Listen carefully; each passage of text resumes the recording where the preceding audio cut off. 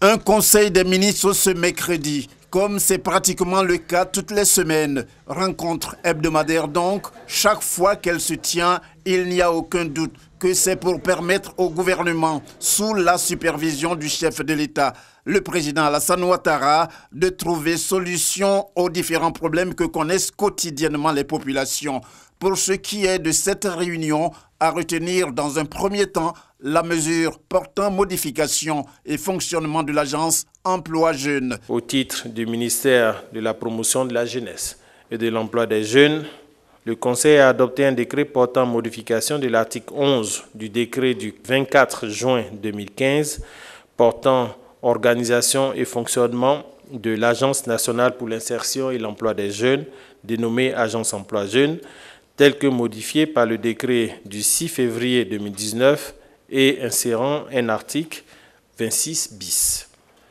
Ce décret modifie l'organisation et le fonctionnement de l'agence de façon à en assouplir les procédures et à la rendre plus opérationnelle.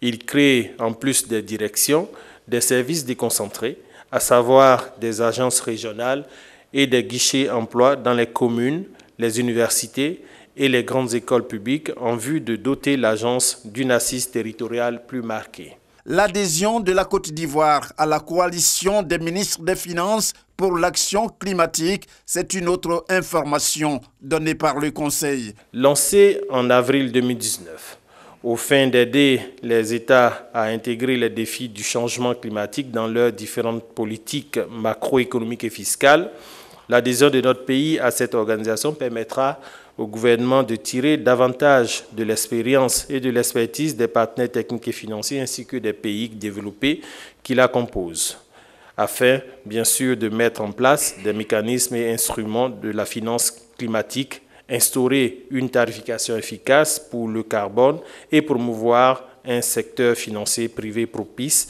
à la réduction des émissions de gaz à effet de serre. À noter aussi cette décision tout à fait capitale. Il s'agit de la mesure de grâce collective accordée à plus de 3000 détenus ayant fait l'objet d'infractions légères ou mineures. En application de l'article 66 de la Constitution, qui lui en confère le droit, le président de la République a accordé une grâce collective.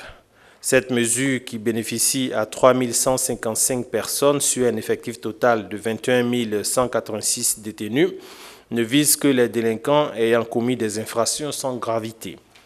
Elle exclut les détenus en situation de récidive, ainsi que les personnes détenues en exécution d'une condamnation pour des faits qualifiés, notamment d'infractions militaires, de crimes, de détournement de deniers publics, de troubles à l'ordre public, de détention illégale d'armes à feu, de la première catégorie et d'homicide involontaire ayant occasionné plus d'un mort. Le prochain Conseil des ministres aura lieu dans 2 semaines.